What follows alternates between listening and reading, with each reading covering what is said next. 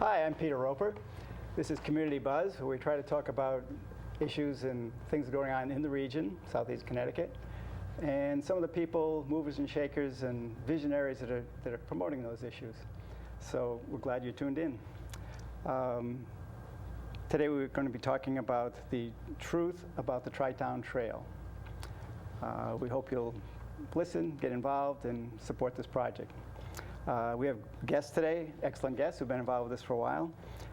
David Holdridge, who's chairman of the Tritown Association, former member of the Ledger Town Council. Thank you for joining us. And Chad Frost, who's a partner and landscape architect with Kent Frost in Mystic, Connecticut. Yeah, thank you. And so he's been a volunteer, and he's working on this project as part of his business. Yes. So a little bit of both. Thank you both for joining us, working on the issue, and joining us to talk about it. And let's get started. David, could you talk about an overview of what the Tritown Trail concept is and what you've been working on? Well, it's not a new idea. Actually, it was started back 10 or 12 years ago when someone proposed a trail from Bluff Point up to the Cobb property. At that time, it was discussed quite a bit, but the funding didn't come through. Later in 2008, some of us in Ledyard started talking about the fact that there was this natural greenway that extends north-south from Bluff Point to all the way through Groton and through Ledyard into Preston. That this could be a location for a trail, and actually the area is relatively undeveloped and relatively level for trails. And so this was thought to be a good idea for a bike trail and any non-motorized use. We held a meeting then, and there was lots of interest, and some of the public officials got involved, and the three towns of Groton, Ledyard, and Preston formed a joint resolution, forming a committee so that we could study the feasibility of such a trail and look into the costs and try to get input from landowners and public civic groups. And we did that, and the trail study went ahead. We came up with a master plan, presented it to the councils, and there was great enthusiasm for it. And so we now have been asked to look into grants, which we've done, and one grant was received by the town of Ledyard, and we're working on the northern section of that now over the next 2 years. Chad is working on that under that grant. Great. What do you think the benefits are of this? I mean, I can think of a few myself, but tell me what you think the benefits are and why this is a good idea. Well, of course, it's a tremendous recreational benefit for hiking and just walking or running and biking, maybe cross-country skiing, and in some parts of it, horseback riding. And in addition to that, of course, we're thinking that it's an idea for alternative transportation. A lot of people live in Preston and Ledyard and work in Groton, or just to connect various parks and population centers.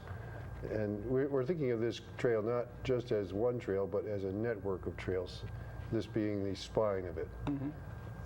And so that, in addition to that, we think that it's going to be good for tourism, it's going to boost tourism, it's going to be good for economic development, and I think just generally preserve the idea of a part of southeastern Connecticut's beauty to be aware, to be available to people for generations to come. I have to say, I was involved when that first proposal came up to have a trail from Bluff Point basically to, I think, just north of the Pequannock Bridge Marriott, as they call it. Yeah.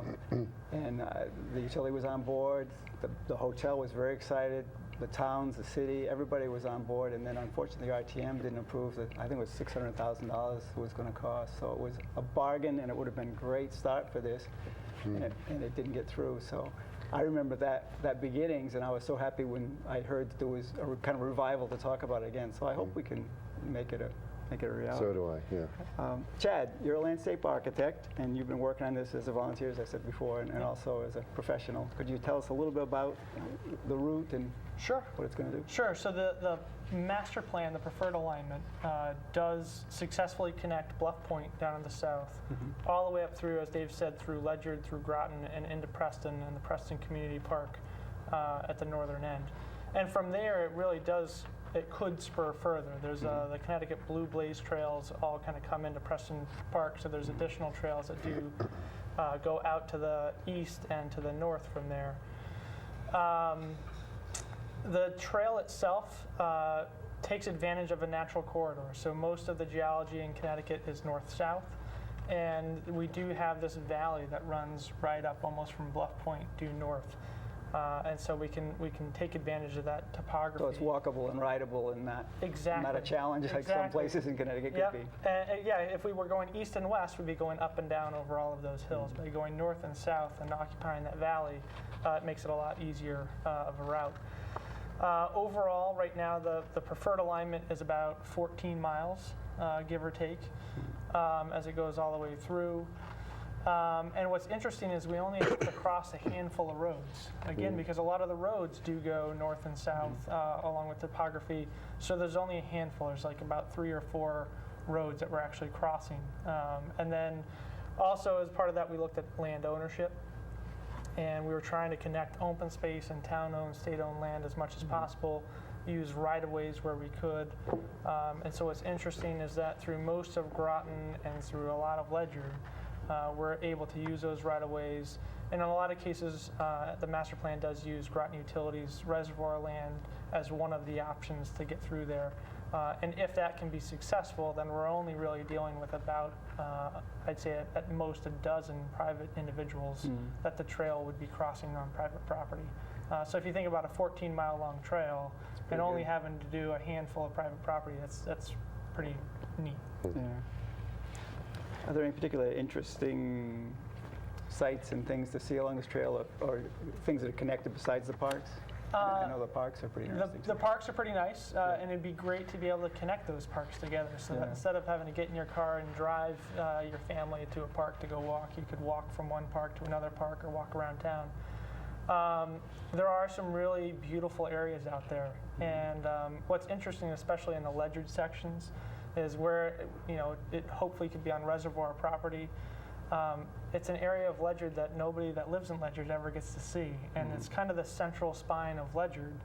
And everybody sees it a little bit as they drive around or going across Sandy Hollow. You can see little bits and pieces. But it's this huge green area in the middle of Ledyard that really is quite spectacular and full of a diverse amount of wildlife and scenery. That's really a pretty nice place to be. Yeah, I've always felt that our biggest attribute here is the beauty of this area, the cultural and the environmental aspects. Yep. And this would really feature it. And I think, like you were saying earlier, it'd be a huge tourist attraction, I would think, to bring here people to be gentle and maybe not use their cars the whole time. So that would be an attribute in itself. So most of the trail now is not really accessible, except the right-of-ways along the road, I guess. You could still walk along the roads. Correct. Right-of-ways along the roads. But you're hoping to get away from the road in some places? We are, yeah. As part of just the overall experience of the trail, one of the goals from the Tritown Committee and from the towns when we first started the project was to have it be a scenic route as well, and not just a widened shoulder on a roadway.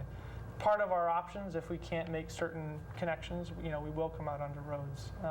And I think one thing that's probably worth bringing up also is that it's not, we have the master plan, we have the preferred alignment, but it's probably going to be a long evolution to get there. And there will be probably periods where we build a little bit of a trail and it might not connect to a whole lot at the beginning, and then it might have to come out onto a road here and there, and then hopefully as we go forward and progress, then the whole thing starts to link together. Great. Briefly, just talk about what a multi-use trail is, because this is billed as a multi-use trail. This is a multi-use trail. Does that mean I can use my rollerblades? In some sections, yes, it means you can use your Good. rollerblades. Yep. So a multi-use trail, generally we consider that to be any sort of trail that accommodates all users except for motorized motorbikes, mopeds, four-wheelers, things Yeah. like that. So all non-motorized Yeah. uses. So strollers, bicycles, and Strollers, walkers. bicycles. And, Yep. In the southern sections where we have a higher population and we're connecting to greater things, right now in the master plan, that is all paved asphalt. Generally about 10 to 12 foot wide area of paved asphalt, and then shoulders on either side of that that are 2 to 4 feet wide of stone dust surface. so runners can run. Runners can off run the on a paved soft part, surface. Yep. Bikes can pass. Yep, and Great. that's a big thing, is all those different users, we need to make sure we have safe access for all of those people, and we don't have any user conflicts. Great. David, who do you see as being the users of this, and who have you heard that are really excited about using a trail like this? Well, just about everyone. If you ever go down to Bluff Point and see all the use that those trails get there at Bluff Point, those Or the people. Bristol Trail. Yeah. The Bristol Trail, it's amazing. Huh? Other places, you go across the country and you go to places where there are trails, and you'll see people just using them tremendously. Other parts of the country actually are ahead of New England, it seems to me, in this kind of development. You go out to Colorado or the Seattle area, California, Florida, they have wonderful trail systems that people make great use of. And this is really the trend now. Nowadays, it's a healthier living, quality of life as we go forward. And my reading is saying that it actually increases land values. And people It who does, live yeah. near trails are pretty excited about it, and it increases the value of their There property. actually So- have been some studies that show that. So have you got documented support for this? Is there a lot of community support and political support at this point? Well, It's a loaded question, I know. no. Well, I've been involved in local politics for quite a while, and it's been very few times when I've seen this much immediate enthusiasm come about when an idea has been proposed, and almost unanimous at the start. We were just having unanimous support, and I couldn't see any opposition at first. There has been some later, but this is an idea that really caught on very quickly. Great. Seems like a no-brainer to me. Yeah. So how expensive is this going to be? Have you done some estimates? And We did do cost. it sounds like you're going to do this as kind of a phase thing. You're not expecting it's going to happen all in one big piece. Absolutely, absolutely. The master plan, we did do a cost estimate for the whole thing. That cost estimate was done now several years ago, back in, I think it was like around 2009. But it was, the overall price is somewhere in the, I would say in a big range, but $6 to $10 million. And it has a whole bunch of options, right? It's the master plan looks at where it could go, but doesn't know exactly right where it will go. So the length varies a little bit, and specifics vary. So that's why there's a wide range on the cost. The ways to fund Does that, excuse me, would that include right-of-way? You have to purchase right-of-way, or are you hoping not to purchase any right-of-way? We are hoping to not purchase any right-of-way. So at the moment, we're saying no purchasing of right-of-ways, no purchasing of land. Yeah. And through the master plan, most of it occurs on public or already eased areas. So correct, no purchasing of land for that. There is, the town of Ledger did pass a tax abatement ordinance, so they are willing to grant tax abatement on the property tax on properties where residents allow for public recreational access across their property. So that's one of the things we're working on right now. The project currently underway, the first grant that was received through the DEP was for the northern section. So starting at the property, the town boundary of the town of Ledger and working towards 214, that area we're really dealing with individual landowners now and starting to negotiate all of those easements and right-of-ways. So that part's just in Ledger? Yes, It just doesn't include any Preston? How far is Preston no, away? we're really just right up to the border because it was a town of Ledger grant. Okay. The Preston Community Park is literally across the street Yeah, it's pretty close. from where our trailhead is going to be. So that's kind of where we're focused now, starting at the northern end and working south. Okay. So you're aiming to get to Groton. We are aiming to get the grant. Well, Good. and, Come on and Groton down. Groton has also submitted applications and DEP grants. The round that Ledger got one, both towns had submitted for. Groton did not get it, but Groton has resubmitted for the next and following years. So the hope is that Groton can get their own grants as well and start working from the south to the north, and then at some point we meet in the middle. And all this is paid for by public funds, or are you getting private funds, or Well, it's contributions, or? The Tritown Trail Committee has Actually, you done can answer, either one of you can a answer fabulous that. job of fundraising, and they've held a number of fundraisers, and Yeah. I can let Dave talk went to more one, it on was that. great. But yeah. We have raised some money. We have to raise 20%. This Okay. grant comes with 20% required from local funding, and so that's money we are raising. Okay. Great. So since you're on the thing here, this has been in the works for quite a while. What are the problems? What's the negative side? What's blocking it from actually happening? I mean, besides money, but. Well, the money, of course, but we need to take the time to get that. But there is the one sour note, which is that Groton Utilities hasn't approved us for access for this trail as of yet. Yeah. We're still talking to them. They seem to have some objections, and we would like to be able to talk with them about that. One objection is that they think that it would be detrimental to the quality of the water. Actually, that's based on what I think is a myth, because we had a panel discussion where the state official who does the water testing all over the state of Connecticut for water sources was here in the panel, and many reservoirs in Connecticut, as you know, do allow recreation, Right. Even more than They're just open. trails. Yeah. And the question was asked when she was here. She's been working at this job for 18 years. The question was asked, how many times have you found in one of your tests that there was a degradation of water quality because of recreational use? And she said 0. It's never happened in her tenure there at the health department. Have they even had a case of terrorism affecting the quality of water in Connecticut?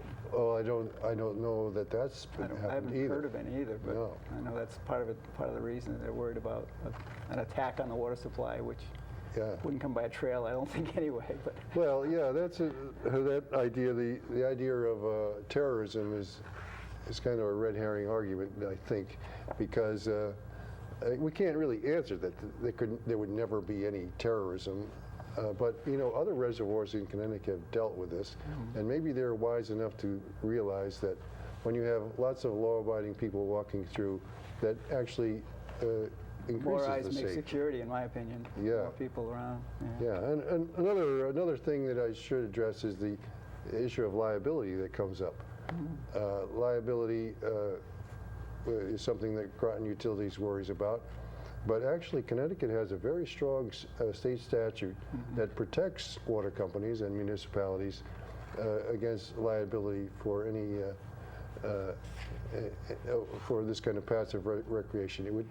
It would take an active deed to incur liability. In other words, it just for natural things like an icy trail or a limb falling off into the trail is not subject to any liability. It would take an active deed to actually endanger somebody. So that's I think a non-issue too that we should talk about. There is the point that is sometimes raised by Groton Utilities that they would that there could be added costs for them. But actually, we think that there's going to be an infusion of money here from the grants and from the fundraising that can actually take care of some of the expenses that Groton Utilities currently has. And so it might be minimal costs and to the utility, and certainly worth any risk. The benefits would exceed any risk that there might be there. We should probably point out too that the area where we would propose to put the trail through Groton Utilities property is on their existing roadway system. So they have an existing gravel roadway that runs all through their property. we're not proposing building new trails or doing further development. There's an existing roadbed there that in a lot of cases is actually in better condition than some of the trails at Bluff Point. Because they are driving on it every day as part of their patrols. Yeah. So Right. it's a great asset, and that's one of the reasons from the cost estimating side when we were looking at different phases and options, if we had the ability to use that existing gravel road, there's no construction cost, and we were actually proposing to them, there were a couple areas where the road had some difficulties due to steep grades and erosion, and the trail could actually come in there and fix those for them to make it better for both them and for the trail users. Right. So we talked a little bit about other places that have done this. Other reservoirs have actually opened them up to Oh, the yeah. public, and you haven't heard of any problems that have occurred because of that? No, I mean, Nothing it's major? what we did a quick study during the master plan to see just what is the case of recreation in reservoirs in Connecticut. And what we found was that nearly half, it was about 48% of reservoir companies or companies that have reservoirs as part of their water quality allow recreation of some sort on their property where they have active reservoirs. And that was kind of shocking that, nearly half the companies allow it. Now, how much recreation varies. Some reservoirs have simply a walking path, and that's it. It's just no dogs, just hike on a small path. And it varies to other reservoirs where they provide fishing boats and they have docks, and you can go fishing and have all sorts of active recreation, hunting and snowmobiling within the recreational area. What I would also point out is within those utility areas, there are still areas that aren't necessarily safe for the public. There are still water processing plants, there are security areas, there might be steep slopes. Well, and the things gravel like that. operation, I There's think. gravel in operations Groton, that Groton Utilities. They dig a lot of gravel. They have a huge gravel operation. They have areas where they're dewatering the dredging that they bring out of the bottom to keep it at a certain depth. So there are areas that definitely should be off limits to the public. Yeah. But there are definitely plenty of areas that should be allowed. And so what we really found was that and it varies wildly, but the DEP does have a system where you can apply for, through the water, it's really through the public health department, but the utility could apply for the ability to have recreation on their facility, on their property.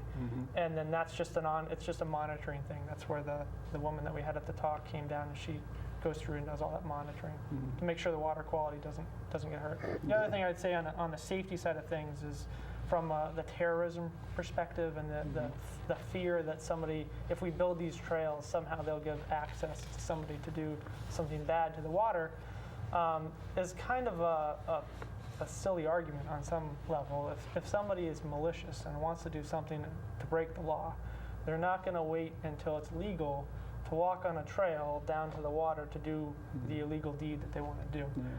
Because most of the reservoir is actually accessible now. Most I-95 goes right through the reservoir. I-95 goes through, but there's plenty of places, like I said, we're using their existing roadway. So their roadway goes all the way through there, and most of their gates are simply a string of chain and a sign that says don't enter. Yeah, or a So if somebody really wanted to do something malicious to the water supply, it would be, I think, easier now when there's not a whole bunch of people going in and out than it would be down the road.